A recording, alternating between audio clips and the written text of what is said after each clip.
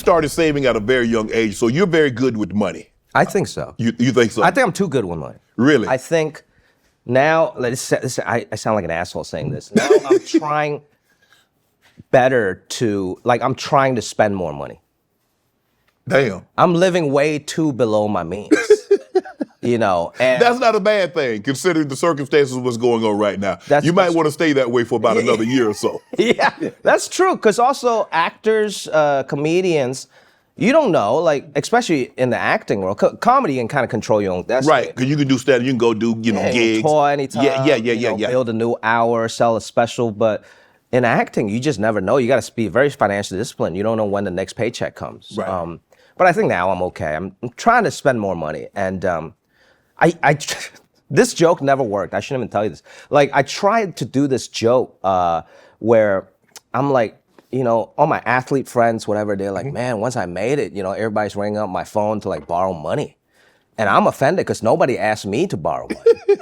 And I wish people would just ask me to borrow money. Like, do you think I'm broke or something? But then it's not a relatable joke. I sounded like an asshole. And now I bet you a bunch of people are going to hit me up for money now. Because you do realize, like, there's this, I don't know, I don't want to be stereotypical, but they think Asians are good with money. They have money, are very financial, are responsible. Yeah. And so nobody like, man, you on TV, you got comedy specials, you've been in movies. Let your boy hold something, Jimmy. I think it's because a lot of my friends are also Asian. Oh. So they're doing okay. They're doing okay too, huh? Yeah. Man, this is going to sound terrible. Cut it out if you guys don't like it. Okay. The only two people that asked me for money were my black friends. Is that terrible? Should I leave? Is that terrible? Is that well, one of my best friends is your best friend, Rod Smith. Rod asked you for money? No. But Rod, he's my opener's cousin. Yes. And I see him in Denver every time I tour. Awesome guy. Yeah. But he gave me the advice. He was like, don't let nobody borrow money. No. And then I was like, well, nobody's asked me to borrow money. So. Would you just give, at a certain point, you don't ask because you know that you're not going to get it back. You only give what you can afford to stand to lose. So if somebody asks you for $1,000, can you afford to not get that money back? Because you're not getting it back. Yeah, exactly. I don't expect it back. Okay. But then sometimes friends hit me back like I got this friend, so my old roommate, he used to ask me for some money. Or to front the rent a little bit, which is weird. Like, cause I think Asian people are good with money because you can be a janitor, you can not really have a job, but you got $20,000 in savings. Yeah. Americans just not very good at savings. Like my buddy, he was on a TV show, he was making $50,000 a season, which is not a lot of money, but to me back in the day when I was broke, that was like, oh, that will last a lifetime in rent. My rent was only $500. But then 2 months later, he wouldn't have no money. And then he would ask me for money. It was very. He might be westernized. Yeah. Where because we get the Western culture. We get a little money. We go like, man, I always wanted this bag. I always wanted this shoes. I always wanted this car. True. And the next day, I ain't got no money. Zero savings. Yeah, it's very scary, man. I don't know. But they say you're not promised tomorrow. So. Die tomorrow and got a pocket full of money. What good is that? Well, see, I gotta live a little bit more like this. I agree. That's what I'm saying. I don't know how to spend money. I gotta live like today's my last day. What's the when you started making it? What's the most expensive thing that you buy? Did you buy something really nice? It seems you got a nice watch on. You got an AP on. Oh yeah, this is a special Singaporean edition that I bought in Singapore. Only 50 ever made. Maybe I do know how to spend money. Yeah.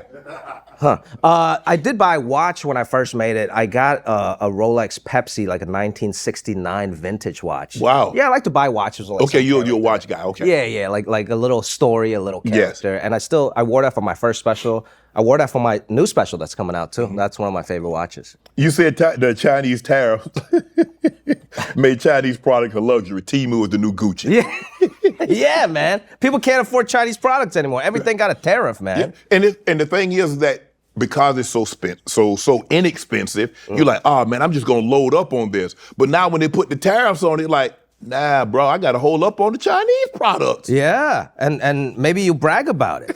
Back in the day when you see made in China, you're like, this is cheap stuff. Yes. But now it's like made in China. Like this guy paid double the price for this. This might be some good shit. Which is better, Elon Musk Cybertruck or a Chinese electric car? Oh, Chinese electric car. The Cybertruck looks like a joke. You guys have electric cars for a long, long time. Man, when I went to China, man, they have so many companies you never heard of. You might have heard of like BYD, but they have like so many other companies. Yeah. Like even like their Apple store, like Huawei, Yeah. you know, has cars inside of it. That's like their version of the Apple store, and it's beautiful, man. Right. And there's so many, and I don't know. I don't think we get them here in America, but in Europe they started to get Chinese cars now, and it's killing the European car market. So Yeah, no, that's not letting that help come in. Yeah, no. That That would be a real brag if you have a Chinese car here, because they look awesome. I've never seen one. Because when, it's like, I went to Japan. I remember I went to Japan many, many years ago. And you might see one American car for like 15,000 Japanese cars. Yeah, because they probably have to pay the American tariff. Yes. And it's really expensive. Well, it's nothing to see a foreign car in America. Right. But it's a rarity to see an American car in a foreign country. Yeah. There's, I think in Japan, there's a word like they're like American files. You know? Like they really enjoy American stuff. Yeah. Some of them. Yeah. You know, whether it's an American car or even, I think, Trader Joe's like tote bag. Yes, I saw that. Like selling for like $1,000 somewhere in Asia. Yes. A bag that you can buy at Trader Joe's for $5 is trading for like $1,000, $1,500. And I bet you they loved you in Japan, right? They're like, oh, man, American guy, this is awesome. Well, back then, I don't know if it's still true. They wanted American money. Now I don't know how because we went to the electronic district and they were like, and we buying cassette and DVDs. They had a lot of stuff that wasn't even out in America yet. And they was like, you pay American money. Really? I'm like, yeah, we give you, in their broken English, they give you deal, they give you discount. I'm like, okay, well, you gonna give me a discount? Yeah, I'm gonna pay with American money. They probably scammed you. They probably got you good, man. They do. Yeah. I don't know. Well, now you can use, obviously, you use yen over there, but the exchange rate's really good for us right now, I think. Yeah, the last time I went to Japan, exchange rate was awesome. And then in China, everything is still What quite is it, Kwan? What's the Chinese? Yuan. Renminbi, RMB. Okay. In Hong Kong, you use Hong Kong dollars. Okay. But it's like 7-to-1, 8-to-1 exchange rate. Really? Yeah, in mainland China, you can get a bowl of noodles for like 50 cents still. Like it's the cost of living is still quite low. And then of course you got like big cities like Shanghai, and then of course Hong Kong where things are a little more expensive and very international. They have everywhere you go, it's Gucci, it's So Hong Kong is more westernized. You're gonna see the Starbucks and you're gonna see all the things that you would find in America. You'd find a lot of that in Hong Kong. Yeah, because Hong Kong was a British colony for like 100 years. Okay. And now it's called the Special Administrative Region. So it has its own government and stuff like that. So it's a little different. It has its own currency.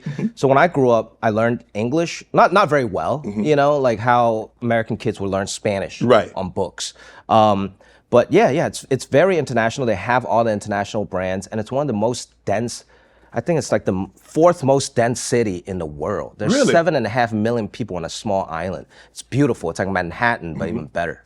Like people always say, oh my God, New York is like the best city or whatever. When I went to New York, I wasn't even impressed because I grew up in Hong Kong where the tall buildings are amazing, the subways are clean, and there's just like an energy of the people everywhere on the street. There's a word for it in Cantonese called yan hei, like literally the chi of the people. Okay. Because you walk down LA, there's nobody. Right. Like you feel weird walking, Want to join Club Shay Shay? Become an official member by hitting that subscribe button, where you never know who's going to be joining us for drinks and conversation.